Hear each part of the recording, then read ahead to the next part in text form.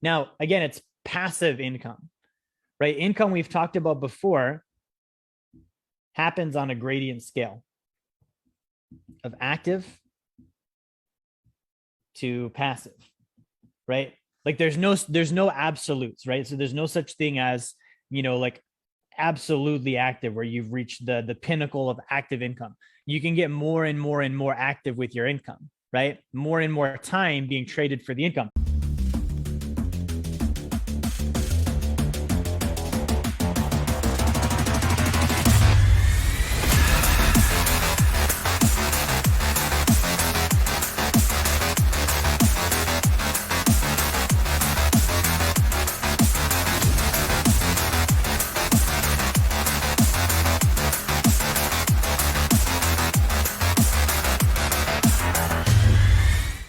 Then there's the passive side.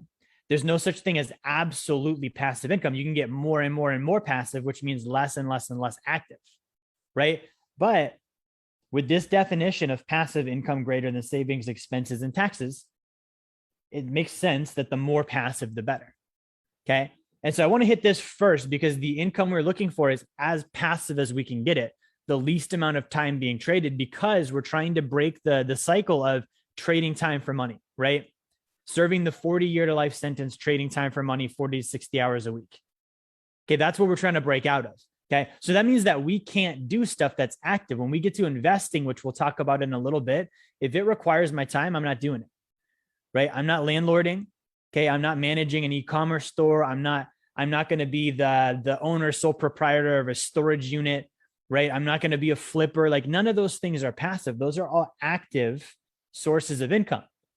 Right now, apples to apples comparison, if it's going to take my time, meaning it's active, let's say I'm a landlord or a flipper or a whatever, I have to look at, is that the best use of my time? It's no longer a comparison of passive income. Is this the most effective thing I can do with my time? For me, the answer is no. Okay. My time at this point in my life is worth more than $1,000 an hour, right? Which means if whatever it is I'm doing is not netting me more than $1,000 an hour, I'm not doing it.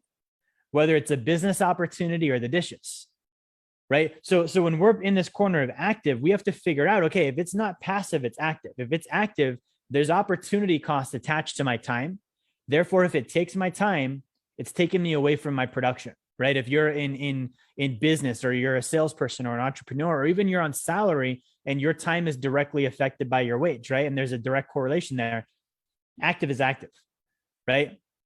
So that's the first thing we've got to look at. So making $500 a month as a landlord is not passive income, nor is it worth my time. If my time is worth $1,000 an hour, $500 a month does not compensate that for me, right? Passive, on the other hand, good. That does not take much of my time at all. That's why I love doing my private lending deals. It's not, like I said, there's no such thing as entirely passive, but it's about as passive as I can get, right? So I get a check in the mail every month for my interest check that I get from these lending deals that I do. And that's it. I don't have to manage the property. I don't have to look at, the tenants' backgrounds. I don't have to clean anything up. And literally they pay me. That's it.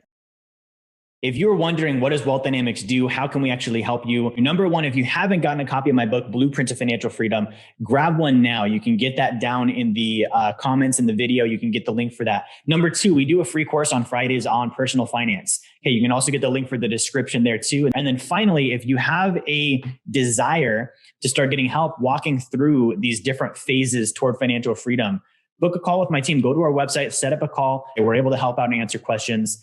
That's how we can help you. Thank you for watching. Like, share, subscribe. Make sure you turn notifications on, and I will talk to you guys on the next video.